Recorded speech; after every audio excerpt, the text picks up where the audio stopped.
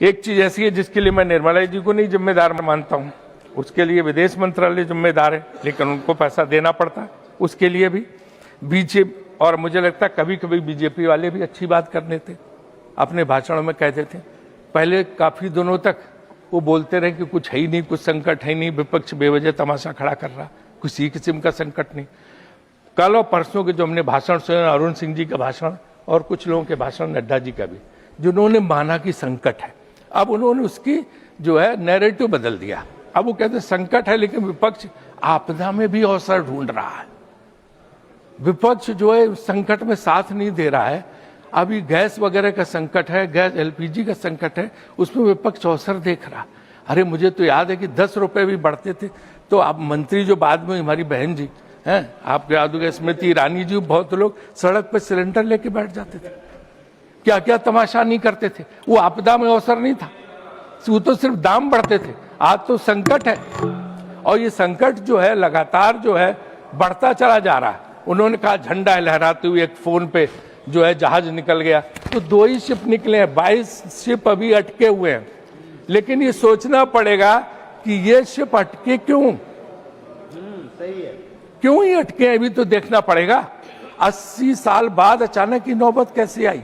इतने इस देश में प्रधानमंत्री हुए, किसी के जमाने में नहीं अटके, चाहे नेहरू जी हो, चाहे उसके बाद लाल बहादुर शास्त्री हो, चाहे इंदिरा जी हो, और चाहे जो है आपके देवगौड़ा जी जा रहे हैं, इनके जमाने में चंद्रशेखर जी नीरज यहाँ बैठे हैं, इनके पिता बेस्ट रिलेशन ईरान से थे, सबसे हमारे अच्छे थे, इजराइल से भी अच्छे थे, ईरान से भी अच्छे थे, अमेरिका से भी अच्छे थे, रूस से भी अच्छे थे।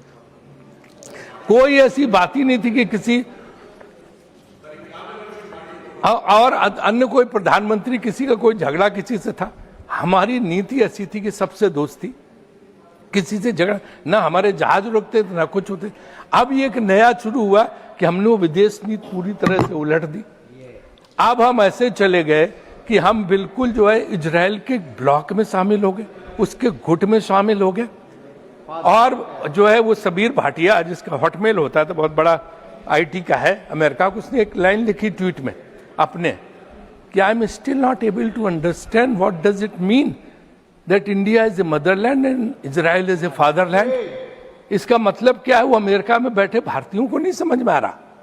और वो विजेंद्र सिंह, आपके लोकसभा बीजेपी में लोकसभा सदस्य विजेंद्र सिंह जी, अब नहीं है बीजेपी में, उनका हरियाणा में भाषण हुआ अभी, वो भाषण आपने सुना, वो सब सोशल मीडिया पर बहुत वायरल है। उन्होंने गांव के लोगों की सभा थी बहुत बड़ी, उसमें कहा कि भाई इसका मतलब ये हुआ कि बापू तेरा इजराइल है,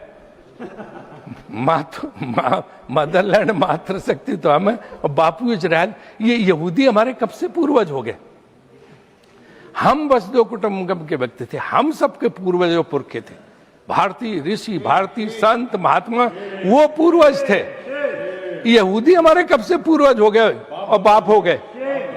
इसका अर्थ क्या? ये भाजपा को स्पष्ट करना चाहिए कि कब से यहूदियों को उन्होंने पूर्वज मान लिया। हम पूर्वज थे, भारत के लोग पूर्वज थे, हमारे राम कृष्ण, हमारे ऋषि मुनि, वो हम थे जिनका गौरव हमें है।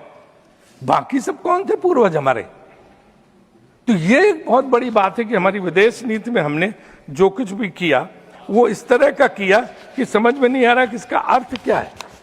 और यहां पे आपने देखा होगा कि क्या कि हम दुश्मनी कभी किसी से लेते नहीं थे, हम दूसरों की लड़ाई में अपना सर क्यों डाल रहे हैं? हम तो उसी नीति पे रहे, नॉन अलाइंड नीति, निर्गुण नीति। ये क्या जरूरत पड़ गई कि हमें जाके अपने आप को समर्पित करना पड़ा? हम उस ब्लॉक में शामिल हो रहे हैं और एक एक जहाज को निकलवाने के लिए फोन करना पड़ रहा। ऐसी स्थिति तो भारत सरकार की कभी नहीं हुई थी। तो क्यों ये कर रहे हैं? ये हमारा आपसे अनुरोध है कि इसको जो है हम जो इस चीज पे जो है गवर्नमेंट को अपनी बदलना चाहिए। आज यहाँ पे बैठे सुधांशु जी सारे लोग हैं, आपको पता क्या असर हो रहा है? आप कहते हैं सब ठीक, एवरीथिंग इज हंकी डोरी। व्हाट इज हंकी डोरी? बनारस काशी विश्वनाथ का मंदिर, और वहां सबसे बड़ी महत्ता बाबा विश्वनाथ के बाद है मां अन्नपूर्णा देवी की, क्योंकि अन्नपूर्णा देवी का जो पूजन होता है कि उनका भंडार कभी खाली नहीं होता, उनका भोजन का भंडार कभी अन्नपूर्णा देवी खाली नहीं होता काशी में। अन्नपूर्णा देवी की रसोई पे कल ताला लगाना पड़ा क्योंकि गैस ही नहीं बची है। जिस पार्टी ने अन्नपूर्णा देवी, जिस सरकार ने मां अन्नपूर्णा की रसोई पर ताला लगवा दिया, वो कैसे बात करता है कि सब कुछ सही है? और इसके पहले सीता रसोई अयोध्या में पहले बंद हो चुकी है।